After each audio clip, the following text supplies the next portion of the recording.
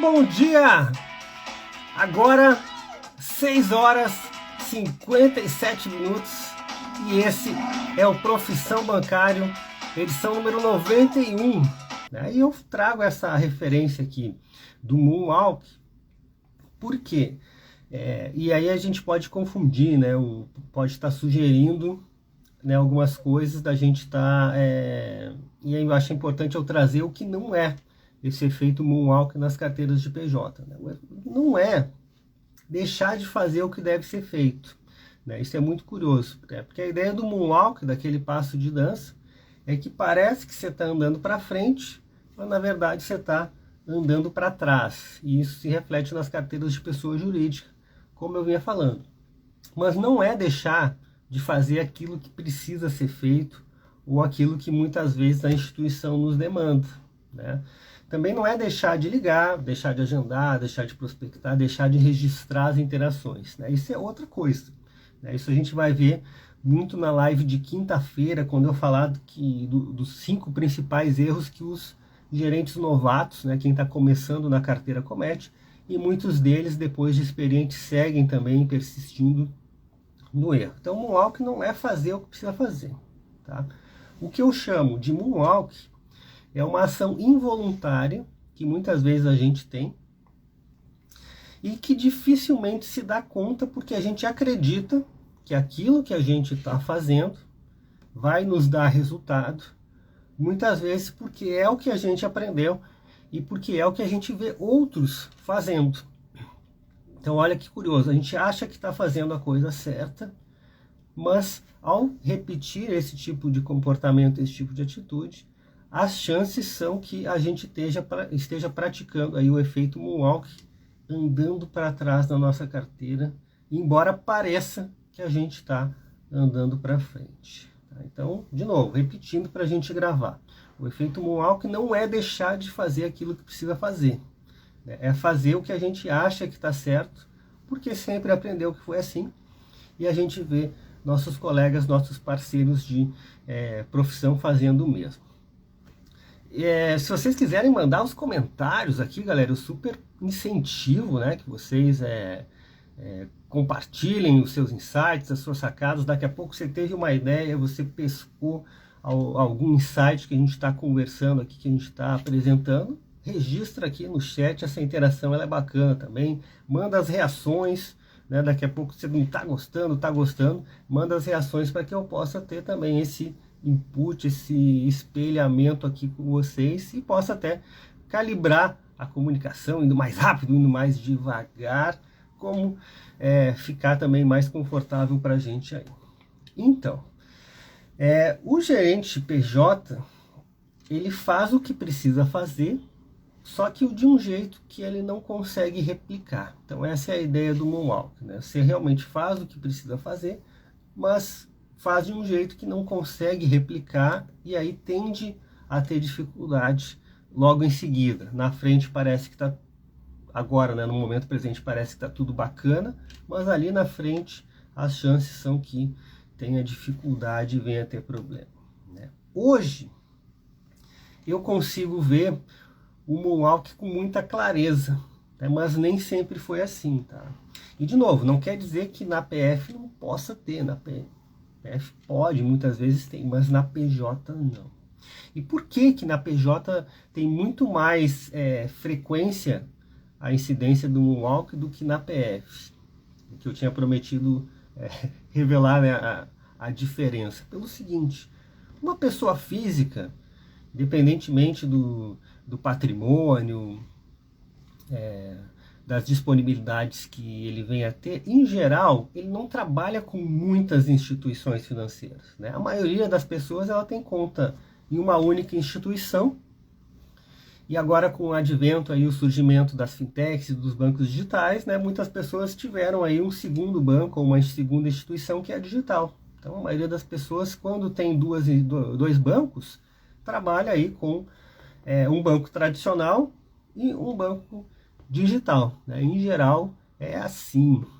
Claro, algumas pessoas podem ter mais, pode ter aí um terceiro banco para o financiamento imobiliário, aí um quarto banco por uma especificidade XYZ, que aí ele tinha conta no passado, ele não foi lá encerrar, mas no geral as pessoas aí trabalham com uma instituição, quiçá duas.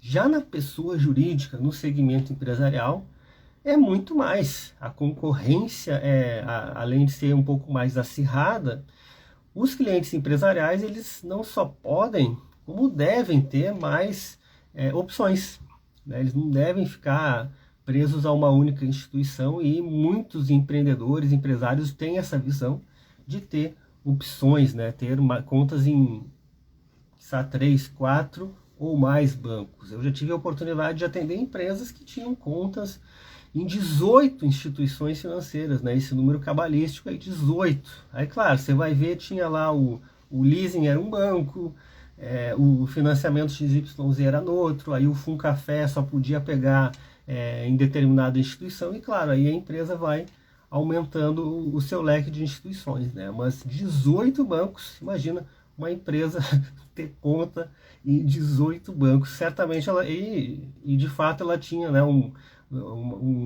a área financeira dela era bastante onerada com aspectos operacionais, e foi uma prospecção difícil de entrar justamente por isso, porque a empresa já tinha tantos bancos que o financeiro lá, que na hora de me receber, ele não estava muito animado, porque eu era um cara que ia levar mais trabalho para ele. Então a gente teve que ir indo pelas beiradas lá. Bom, então para explicar o efeito Moonwalk, eu quero dar alguns exemplos, mas antes de falar dos exemplos, eu quero te falar como é que eu cheguei a essa conclusão do Moonwalk. Como é que eu identifiquei ele, porque até então eu nunca tinha me dado conta dessa situação, né? Eu tinha... hoje eu consigo ver muito claramente, mas até bem pouco tempo atrás, quando a gente podia mudar o mundo, lá segundo o nosso saudoso Renato Russo, não tinha essa visão de aplicabilidade do efeito Moonwalk nas carteiras. Então, como é que eu identifiquei, como é que ele surgiu? Foi através de uma entrevista com um empresário, com um empreendedor. Inclusive, na semana seguinte, na semana que vem, eu vou trazer aqui uma empresária, uma empreendedora, para falar das expectativas que ela tem do atendimento bancário, do atendimento do gerente PJ. E nessa conversa, então, com esse empreendedor, ele me falava ali das relações, das negociações que ele fazia no banco. E aí me chamou muito a atenção o que ele me disse, que é o seguinte, né? Ele negociava, fazia negócios com alguns bancos, e aí ele deu 2 exemplos, né? Ele tinha um gerente que estava sempre negociando com ele, sempre visitando, sempre fazendo oferta de produto. E ele tinha um outro gerente que não era tão frequente, né? Ele era presente, mas não era aquela frequência alucinante de estar toda hora lá batendo na porta. Inclusive era uma gerente. E aí ele me disse, com esse primeiro gerente aqui, faço alguns negócios, enfim, mas tem algumas coisas nele que me incomodam. Então eu acabo não indo mais do que eu poderia ir, porque a instituição dele, até onde eu sei, tem boas soluções, né? Tinha um gerente anterior, enfim, onde eu concentrava os negócios, e aí com a troca, enfim, acabou que a gente está reduzindo, e não sei se eu vou continuar com esse banco por muito tempo, em função realmente do atendimento do gerente, né? Então isso o próprio empreendedor me falando. Agora tem uma outra gerente aqui da instituição. Claro, ela se faz presente, ela vem tudo aqui, mas eu acabo fazendo negócios muito mais representativos, eu acabo não concentrando, mas eu acabo direcionando novas oportunidades, mais negócios para ela. Inclusive, quando surge uma demanda, ela é a primeira pessoa que eu ligo, né? E aí, eventualmente, quando ela não consegue me atender, que eu procuro, né, o plano B, o plano C, e assim sucessivamente.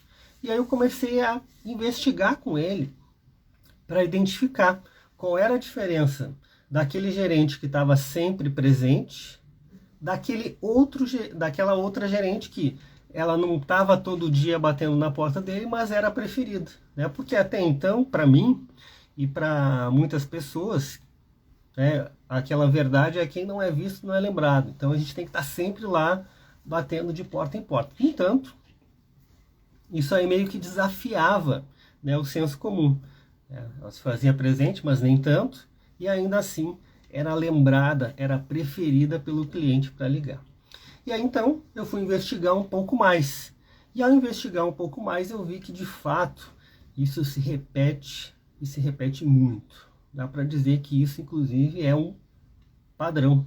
É um padrão tanto para um lado quanto para o outro, porque eu imagino que também aquele outro gerente que acabava sendo preterido pelo empreendedor, muitas vezes ele era também o preferido de outro, né, mas sem se dar conta. E aí nessa investigação, e aí eu espero que a grande sacada que fique ou que vai ficar da nossa live de hoje é você pegar esses exemplos que eu vou passar, eu vou começar em seguidinha, são 7 exemplos, e aplicar para ti.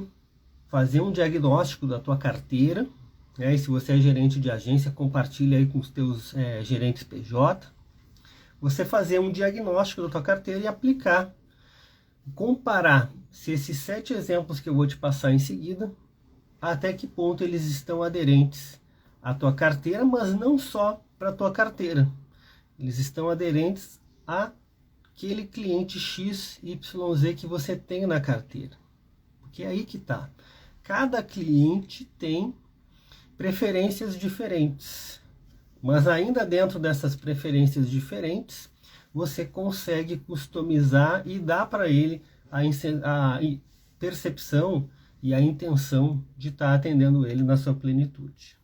Tá? Então é importante também avaliar o contexto, né? Porque o efeito Moonwalk, como eu disse, você acha que está indo para frente, mas na verdade você está indo para trás. Então o primeiro exemplo que eu quero trazer aqui, baseado muito nessa pesquisa que eu fui fazer a campo depois da entrevista que eu fiz com o empreendedor, é o seguinte: dar ao cliente tudo que ele pedir e agir como se fosse uma babá dele.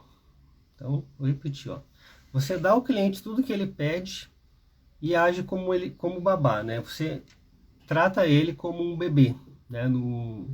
Sendo grosso assim nas palavras, né? Então, por que isso tende a parecer que você está andando para frente e na verdade você está andando para trás? Pelo seguinte, é muito legal você estar próximo do cliente, atendê-lo na sua plenitude, ser rápido nas respostas, ser eficaz. Não estou dizendo para você parar de fazer isso.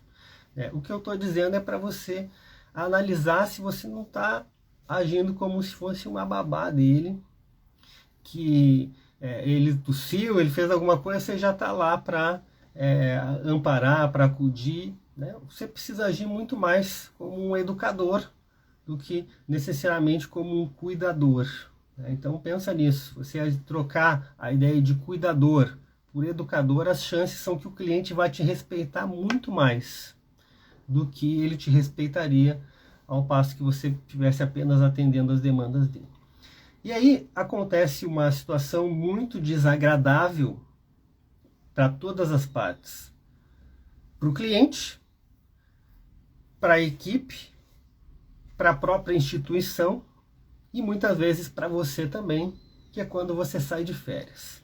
Tem nada pior do que um cliente mimado, na expressão mais pejorativa possível da palavra, né? Aquele cliente bebezão mimado, que o gerente dele sai de férias.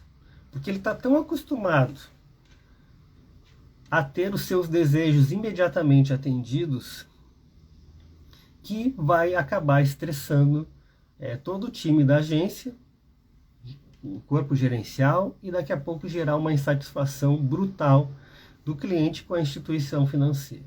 Então, mais do que cuidar somente dos clientes, é fundamental que você eduque os teus clientes para que eles possam resolver alguns problemas que eles mesmos podem resolver e ao mesmo tempo terem a iniciativa de te procurar quando for realmente algo importante para você. Então, questão de férias é uma situação que pega muito com os gerentes aí mimadores, e aí se incorpora essa ideia do Moonwalk, porque a gente acha que está andando para frente, né, ao mimar ao extremo os clientes, quando na verdade a gente pode estar dando um belo passo para trás. Bom, uma outra situação que deriva dessa condição de mimar ao extremo os clientes, perdão, é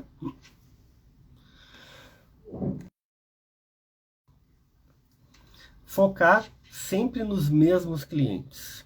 Muitas vezes a carteira tem lá 200 empresas, 250 empresas. Vamos reduzir mais isso aí. Tem lá 100 clientes aí especiais e o gerente ele fica em cima de quem? Em cima sempre dos mesmos. Sempre os mesmos clientes. Isso eu não precisei conversar lá com o empreendedor, porque eu já vi lá no primeiro dia que eu cheguei lá no meu estágio de gerente PJ lá em São Paulo, que eu via que a galera estava sempre nos mesmos, né? Os comitês diários, as reuniões eram sempre os mesmos nomes ali. Então isso ficou muito claro para mim, que a gente está sempre nos mesmos clientes, né? E aí a gente acha, pô, eu vou nesses clientes aqui, porque eu sei que eu vou fazer negócio com eles, eu vou ter velocidade, eu vou ganhar volume, enfim. O problema é que a gente fecha os olhos para todas as outras oportunidades que estão lá na carteira, para aqueles outros 200 ou para aqueles outros 100 clientes. Né? A gente faz a conta aí, né, dos 100 clientes, dos 200 clientes que você tem, quanto tempo você investe naqueles principais ali, aqueles que estão lá no topo da tua lista de principais clientes. Muito provavelmente você vai ficar quase 80% do teu tempo vinculado a, no máximo, do máximo, 20% dos clientes. Né? O parâmetro 80-20, ele é implacável em muitas coisas da nossa vida, inclusive na gestão de clientes. Então, fica a dica aí, né? Por quê? Quando você foca somente naqueles mesmos, além de daqui a pouco você está sendo aquele babá, né? Você está agindo como só cuidador e não educador, você está deixando oportunidades na mesa. E aí você vai lá para uma reunião e vai dizer que a carteira está saturada e por isso que você não consegue avançar em negócio. Mas não é que a carteira esteja saturada. O saturado talvez sejam aqueles 20 clientes, aquele 20% da tua carteira que talvez esteja saturada. Mas e o restante? Então, e amanhã a gente vai falar sobre isso, sobre giro de carteira, sobre abertura de oportunidades com clientes da carteira. Então já fica o convite para você voltar amanhã. Né? Uma outra situação que a gente acha que está indo para frente, mas na verdade está indo para trás, é alocar todo o limite de crédito no cliente. Já na primeira operação, né, abriu ali 5% a mais de limite, 10% a mais de limite, e você não dá nenhuma folga e já vai lá para aquele cliente e já faz a alocação de 100%. Então, essa atitude, embora apareça, bom, eu vou botar o máximo que eu posso, porque daí eu vou crescer em volume, minha meta de crédito, meu saldo de carteira vai melhorar, então isso vai ser bom. Isso pode ser que seja bom agora. Né? Porém, você vai ficar sem opções para trabalhar com esse cliente. Né? No caso dele ter uma emergência, no caso dele ter alguma situação. Então, é preciso ter muita cautela na hora de alocar todo o limite de crédito que o cliente possui. Não que você não vá fazer isso em algumas situações que são realmente necessárias e representam uma grande oportunidade para o cliente, para ti, e o cliente está numa situação confortável, enfim, está consolidado. Mas é preciso muita cautela, porque caso esse cliente venha precisar de mais alguma coisa, você vai estar de mãos amarradas. E de novo, se você agia como um babá, estava sempre em cima dele, fazendo lá, né, do 80-20, ele ficar sempre em volta dos mesmos, e ele está com o limite completamente já tomado, você vai ter dificuldade, vai gerar estresse para a tua carteira, para o cliente, para você e para a instituição também. Então, cuidado para não amarrar as mãos do cliente. E aí, se porventura for o caso de contratar todo o limite na operação, seja sincero, seja sincera. Avisa para ele, ó, a gente vai ficar com o limite esgotado, eu não vou conseguir te atender imediatamente, vou precisar revisar os teus limites ali. Então, conversa, dialoga. Então, ao mesmo tempo também que eu estou trazendo aqui já o remédio para você aplicar no teu dia a dia ali do diagnóstico que você está fazendo. Bom, então foram 3, agora vamos para o 4. 4 é o seguinte, quase todos os colegas de profissão que eu conheço têm alguma meta de alocação de produtos. Os chamados cross-selling, né, diversificação aí de produtos na carteira, índice de penetração de produtos, né, cada instituição lá tem um indicador e, em geral, tem lá uma meta de que os clientes precisam ter X produtos da tua instituição. E é um negócio que faz muito sentido, né, porque hoje os bancos são verdadeiros supermercados. A gente tem na prateleira uma infinidade de produtos e serviços que atendem o cliente. Então, né, que ele não precisa ir para outro lugar. Ele não precisa ir a outro lugar para ter o seguro, o de vida, o seguro do carro. Ele não precisa ir para outro lugar para ter uma previdência. Ele não precisa jogar na Mega Sena. Ele pode comprar a nossa capitalização. Algumas instituições oferecem plano de saúde, então ele não precisa ir lá. Né? Tem instituição que oferece chip de celular. O cara não precisa nem ter o chip da TIM, da Vivo, da Oi. Nem Oi, acho que nem existe mais, né? Da Claro. Ele pode ter o chip da operadora do próprio banco dele. Então, claro, os bancos obviamente querem que os clientes tenham cada vez mais produtos e isso se reflete na meta, tá? Entendido, tá justificado. Porém, às vezes, ou para não dizer, muitas vezes, o que gerente, o assistente PJ faz para crescer nessa meta? Ele vende, ou empurra, ou coloca, vende, né, na melhor das hipóteses, né, em geral ele empurra, coloca para o cliente um produto com um valor mínimo, só para contar na meta. Quem nunca negociou com o cliente ou colocou para ele um produto com valor mínimo, que é algo que talvez ele não use, mas colocou lá pelo valor mínimo porque obviamente não acreditava naquele produto, e aí o cliente foi lá e comprou, ou pela parceria, ou pelo relacionamento, ou pela reciprocidade em retribuição ao excelente atendimento que era oferecido. Então ele foi lá e contratou aquele produto pelo valor mínimo, mas não é algo que ele fez meio que comprando de verdade, né? Ele foi lá e atendeu uma oferta que foi feita para ele. E aí qual é a consequência drástica disso? É que o produto ele vai ficar desgastado e desacreditado perante o cliente. Porque ele não vai ver benefício nele. Ele vai ver só uma despesa que ele tem todo mês. 100, 200, sei lá, 300 reais. O valor mínimo que for alocado nele ali. Então ele não vai ver o produto como uma solução, como algo realmente vantajoso. Ele vai ver só como um penduricalho que o banco está colocando para ele. Né? E o que o cliente, no médio e no longo prazo, menos gosta, para não dizer mais odeia, são os penduricalhos. Responde para mim, você que está aí do outro lado. Você gosta de comprar penduricalho ali, né? Quando está fazendo lá comprando alguma coisa, vem lá o vendedor e coloca ali os penduricalhozinhos ali que não te serve para nada.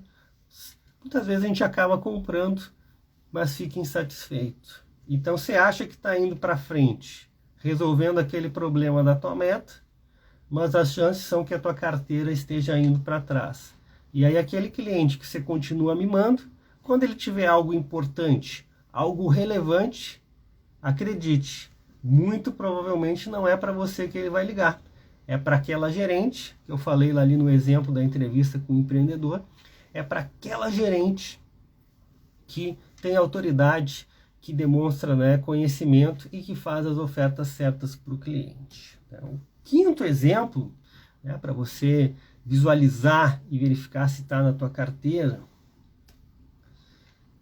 e isso eu vou trazer mais fortemente depois de amanhã, quando eu falar dos 5 erros dos gerentes novatos, quinto exemplo da manifestação, né, que você acha que está indo para frente, está indo para trás, é responder às mensagens do cliente instantaneamente.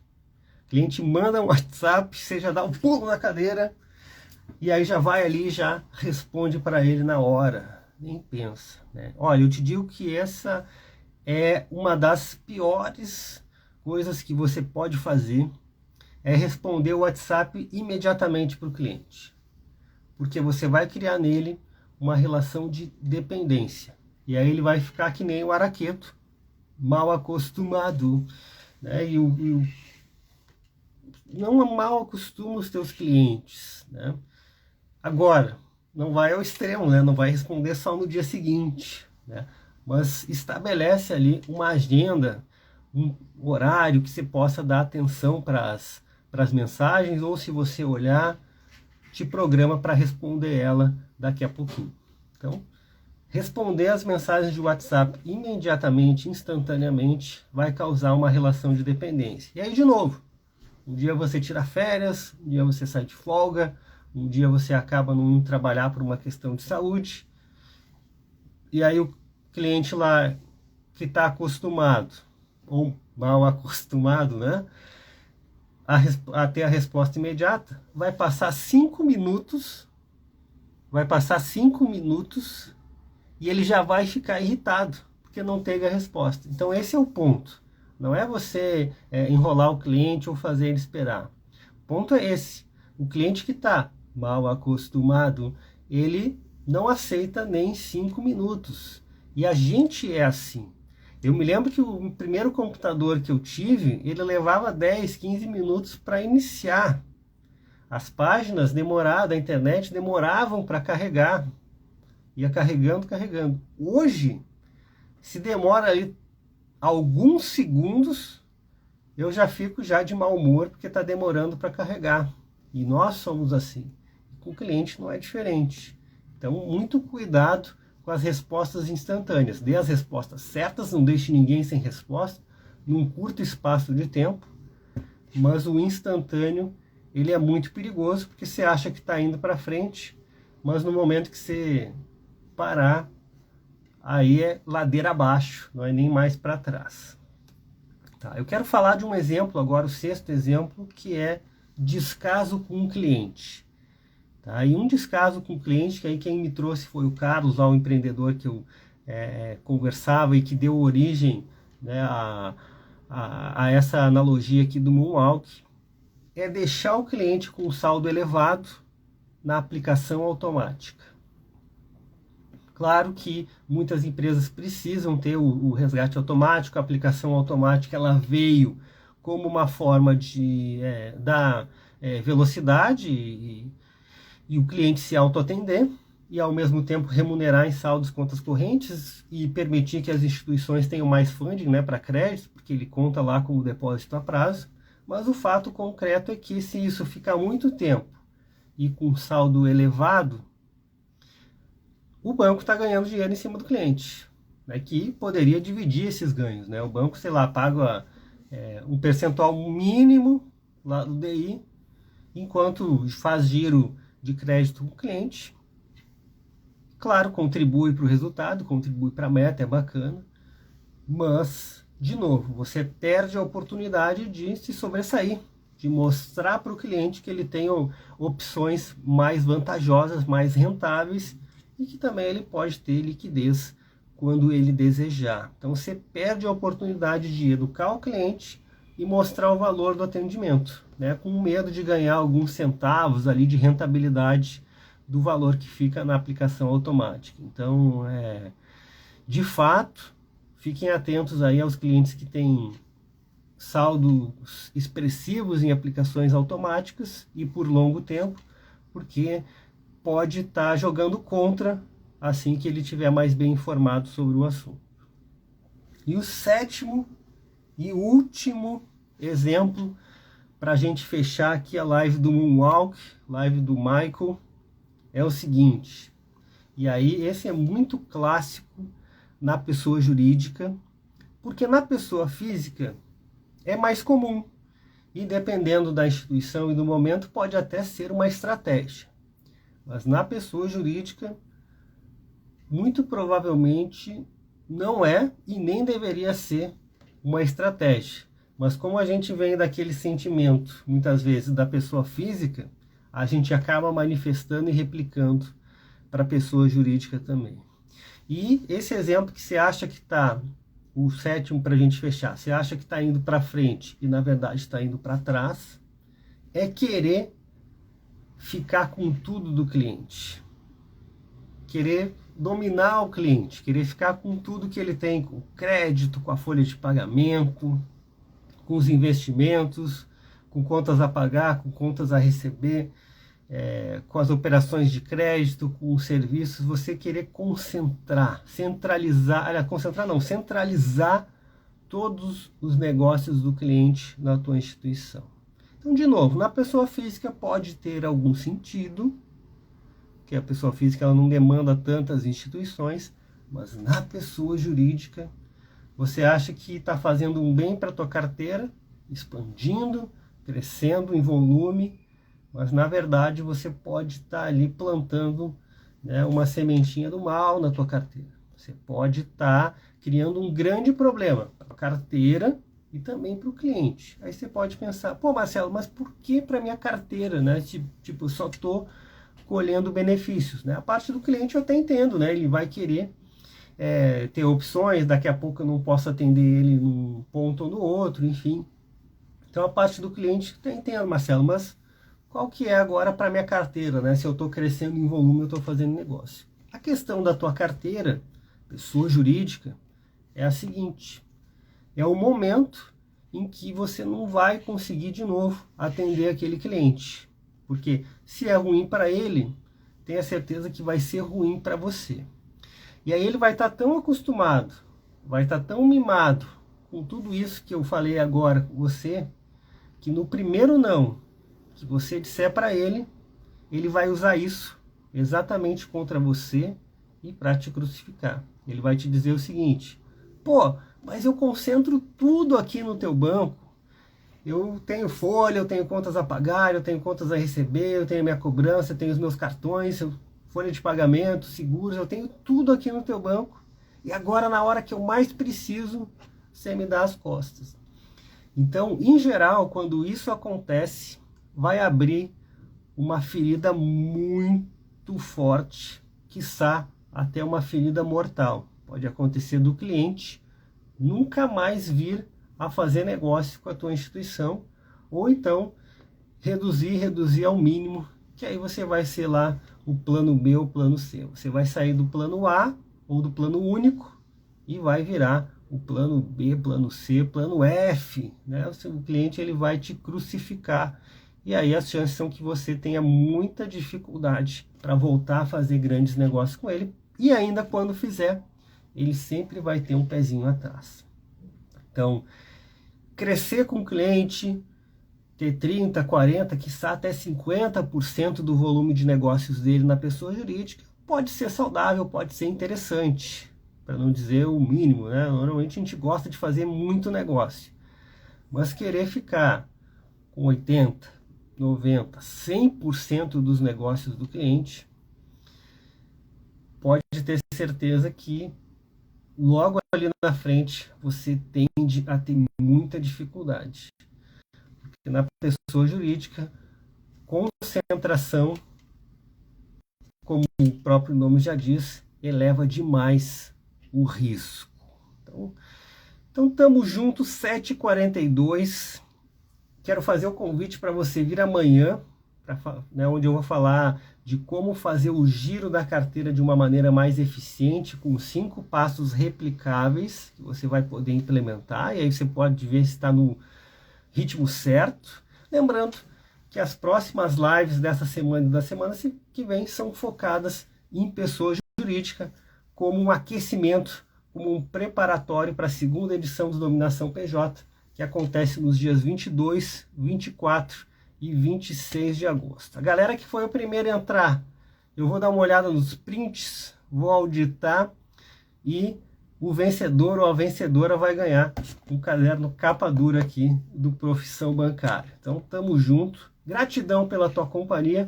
Amanhã a gente está de volta, 6h57. Se você gostou, se você curtiu, eu vou compartilhar a live aqui para ficar na reprise. Você posta um comentário aí embaixo de qual foi o teu aprendizado, qual foi a maior sacada que você teve na live de hoje. Tamo junto. Até amanhã, galera, 6h57. Fui!